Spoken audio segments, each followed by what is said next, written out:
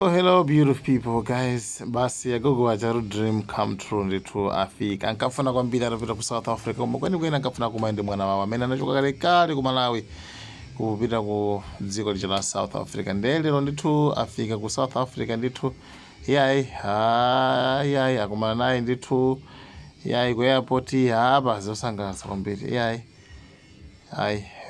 mulungu wabwino.